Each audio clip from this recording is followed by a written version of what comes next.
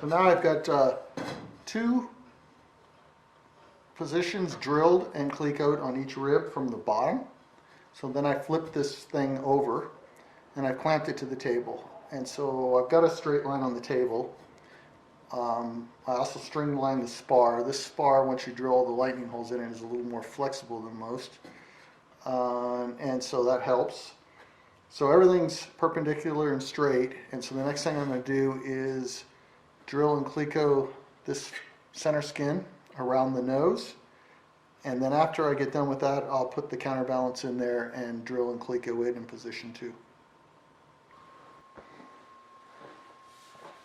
Alright, so I clecoed the top of the center skin, and like I said before, 2 clecos into the bottom of the center skin. So that's pretty much locked in position. I'm going to put the balance tube in now, the weight.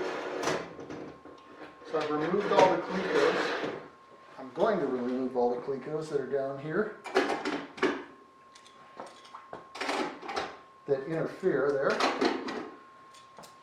Put that tube in, or weight, and then match drill it.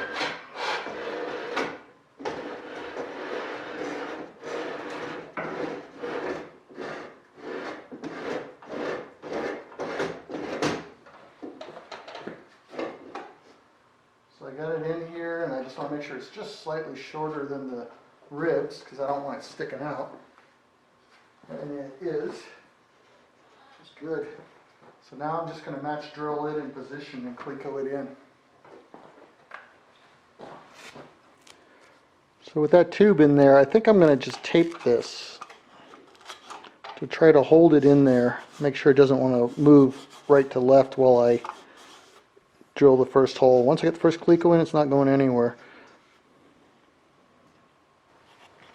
So I'm just going to drill. We're held in position. And I'll just drill each one of these holes.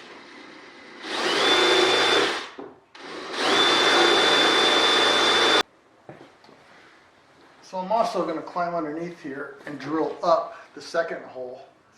And I'm just going to do this upside down here so that I don't have to remove this from the table because it's all clamped in position. I can finish up drilling the main spar and putting all the gussets on the corner and the hinge areas, and finish off the complete top without taking this loose.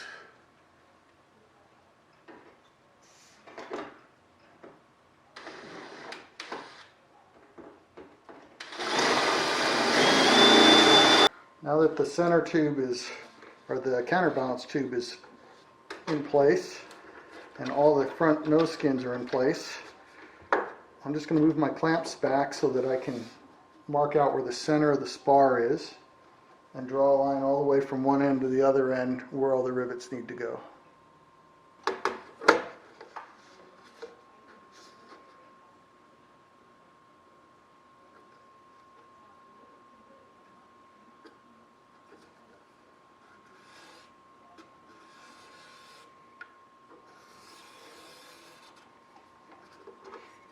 So now I have a line down the center of the spar from one end to the other.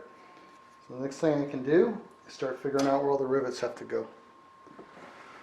So there's a few key rivets, and one of them is this number 4 rivet that's going to go through this skin, through the spar, and through this rib, which is going to be right here. So we need to find the center of this rib. So all I'm going to do is eyeball the center and mark it right there.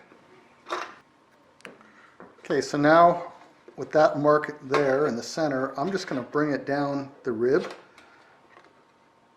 push it in place, and look down here until it's in the center. When I got it in the center in both places, I'm just going to draw a line. And I'm going to do the same thing here and all the other ribs, tail ribs.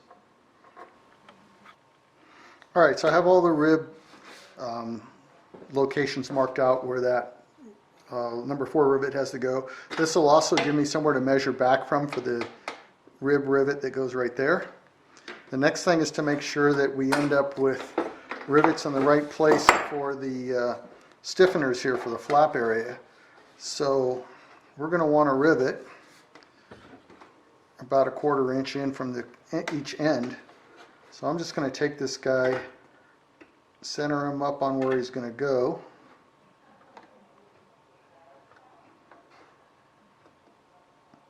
Which is right there. And then just mark it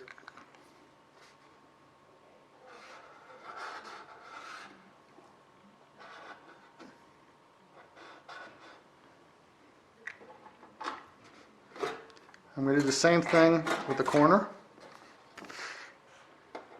So the corner is going to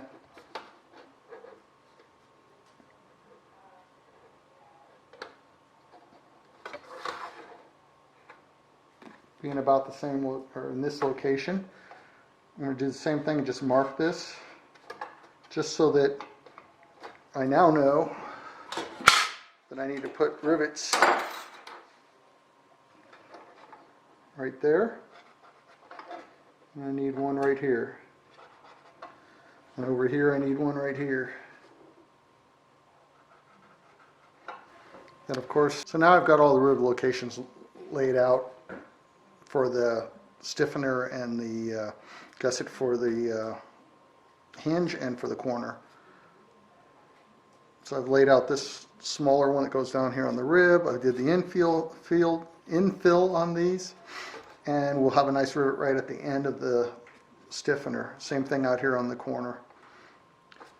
So with those done, I'm going to do the center and do the same thing on the other corner, and then I'll start drilling and clecoing from the center. I finished putting all the marks for where all the rivets are going to go on this main spar. One other thing I mark while I'm doing all this layout is where the flutes are on this rib. And that's so that when I go to put this guy on, once you put it on top, you can't see them anymore, but we want to avoid those with the rivet locations. So I just mark them out now while I'm marking. Okay, with the spar drilled and clecoed, I've removed the clecos that were in this area where this gusset goes. Drawn a line in just a little over 1/4 inch,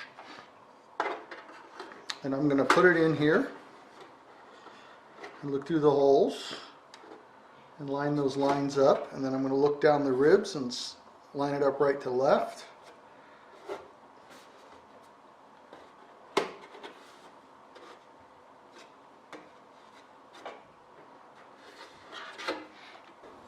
Fiddle around as much as you feel like.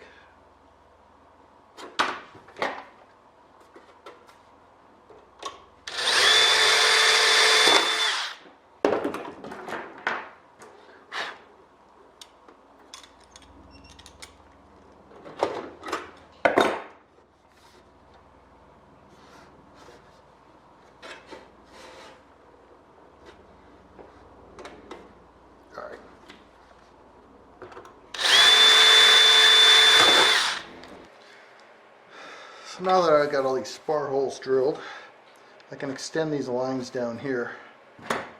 So all I'm going to do is move that cleco, find center on here, and just draw a line.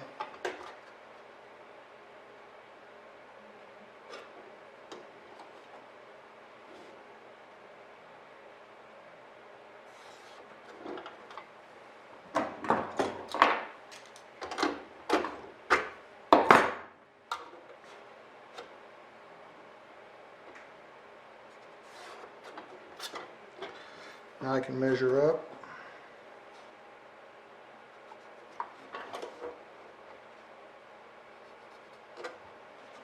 Split the difference here.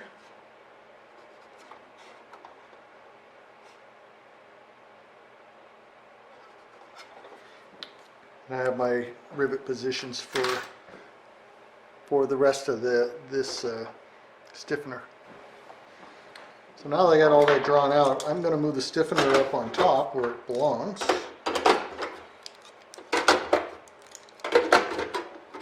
Before I finish putting the holes in.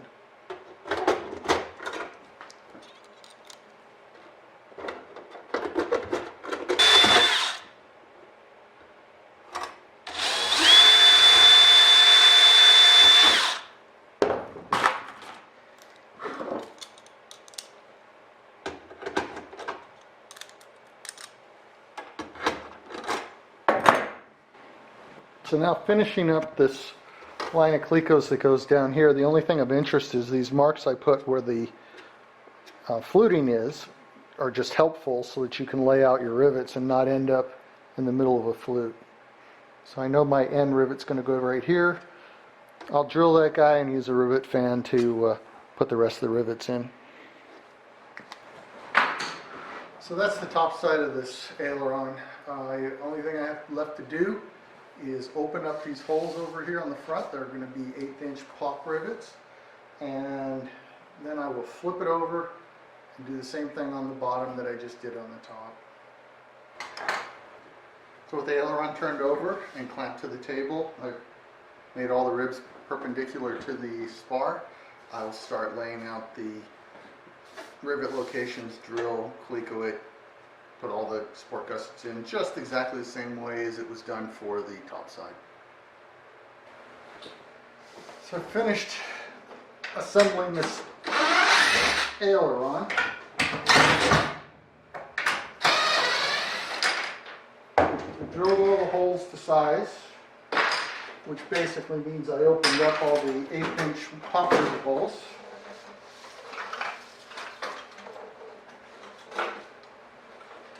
So now,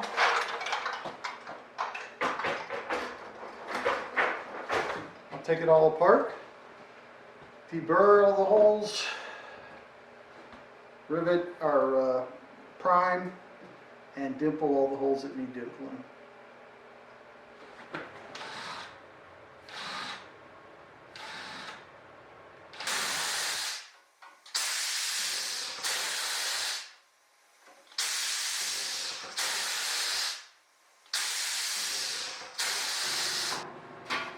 So with all the parts primed and deburred and dimpled, I'm going to start reassembling it.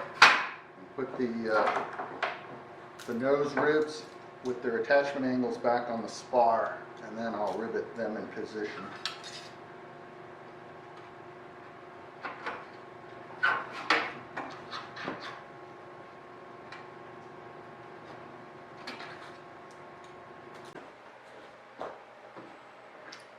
So I'm riveting on the nose ribs along with the attachment angle on the back. One thing, riveting when everything's going right can be really enjoyable. Riveting when everything's going wrong sucks. There are a couple things that I've come up with that make my life a little better. One of them is when you buy rivets, for number 3 rivets, buy 3.5s. So you spend a lot of time putting in 3s and 4s and 3.5s. Trying to put a 4 in where it's a little too long, generally it will bend sideways and just get to be drilled out. So I would absolutely, in both universal and in flathead, buy the 3.5s. I probably use them more than anything else. So if you own a pair of electrical pliers like these, you already own a rivet cutter. These holes up here are for cutting off the small hardware that holds electrical outlets and stuff. You get those really long bolts, so you can trim them with these. But they also work really well for rivets. So you put a rivet in there. This is the number 3. You can see how far it's in on the back side there. And you can get pretty accurate on just trimming off a little bit. And as you can see, I got a pile here. I don't know how well you can see that, of heads. And I just made that 4 into a 3.5, which will go in real nice versus the 4, which will bend. So one other thing I figured out in riveting is, sure enough, you're riveting along, you got the squeezer distance set just perfect, and then you come across a doubler plate or something and you've got to change settings or skip it and come back. But generally I try to do things in a fashion where I don't forget anything. So rather than just have to guess where you want to come back to after you rivet the other item, you can just put your calipers in here and measure this gap. And then after you rivet whatever you're riveting, you can just bring it back to the same exact position by measuring and adjusting. Anyhow, that worked really well for me, and pretty soon you have pretty much memorized where you want to start the riveter at, and you're not guessing.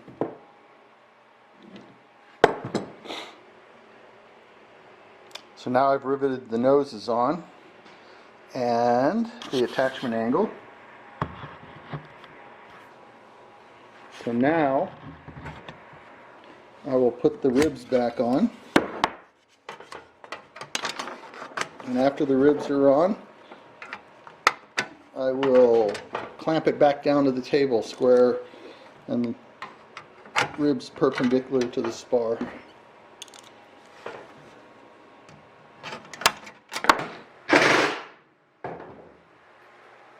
So now I've got the aileron clamped to the table with all the tail ribs perpendicular to the spar and the spar straight down, straight line on the table. The table's flat, so I can go ahead and rivet the tail ribs. So one thing I had to do is change the riveter out to a smaller head. This little head fits in here, and I'm able to get to every rivet through the lightning hole there on the tail ribs.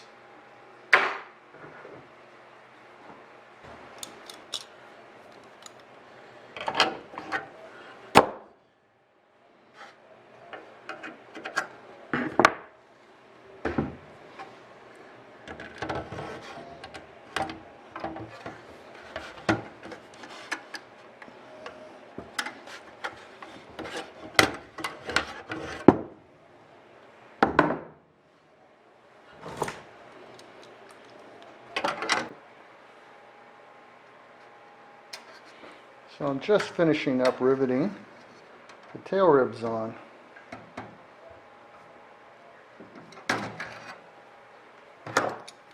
And then I'll unclamp this from the table.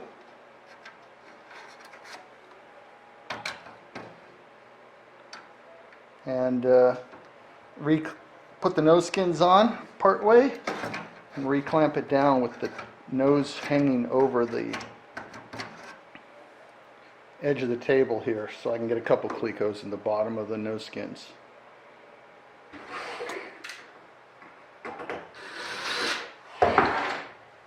Okay, with it unclamped from the table, I'm going to flip it over and start attaching these nose skins. Just a couple on the bottom, clecos. Try to hold it all a little more square.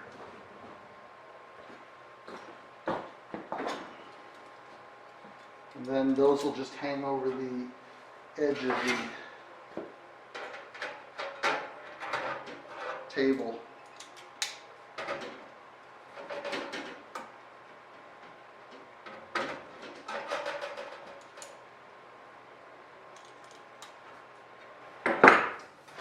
So there we go. Now let's push it up against the edge here.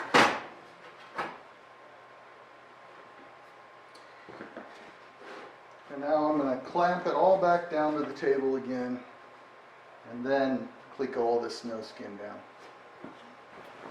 Alright, so before I cleco down these skins, I'm going to put the nose weight in. Slide it in here from the end.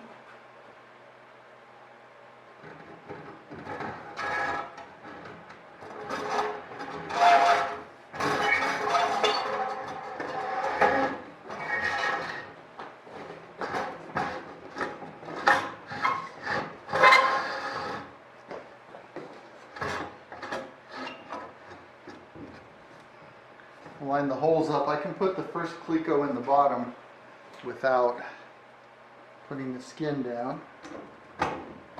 Once I get a couple in there, it'll be easy.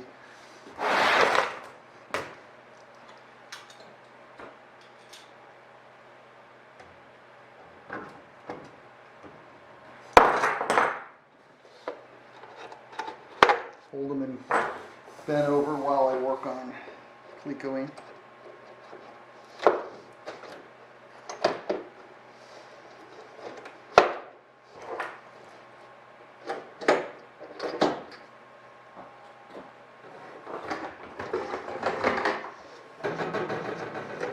So the first thing I'm going to do here for riveting is rivet this steel tube in the nose in place, the counterweight or the nose weight, whatever.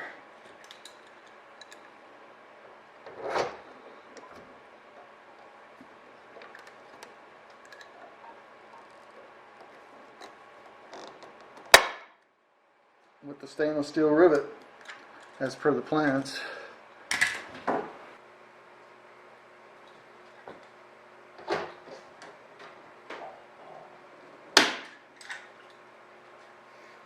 That's the last of the pull rivets. So next thing I'll do is I'm going to put in these number 4s here that go on the rib. So I'll put those in, start in the center and working my way out, and then I'll just come back and do infill on all these number 3 rivets.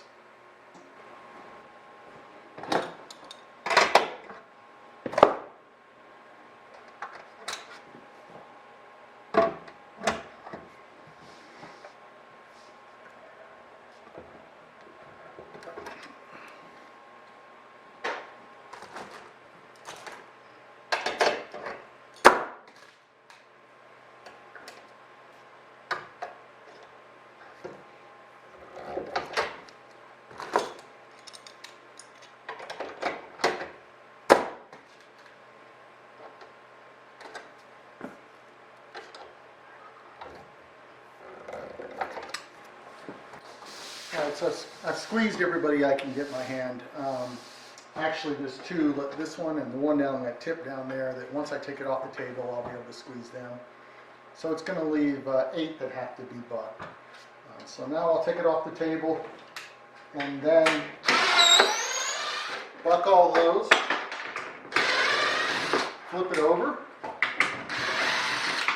and start working on the other side.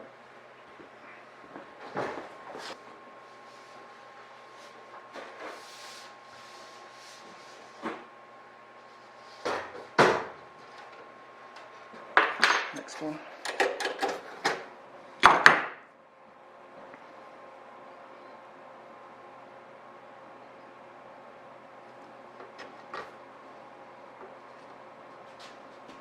Ready? Go. Is it up again? So just finishing up the clecos on the bottom. So now the bottom has been screwed down to the table with all the ribs perpendicular to the spar, and I've got all the clecos in, so now I'll just start riveting just like I did on the top.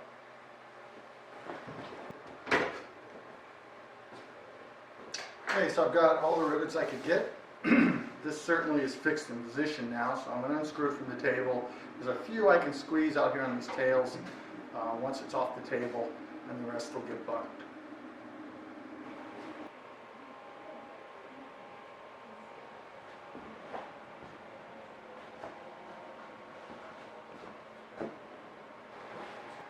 So after that last little bit of riveting, here are the 2 completed ailerons.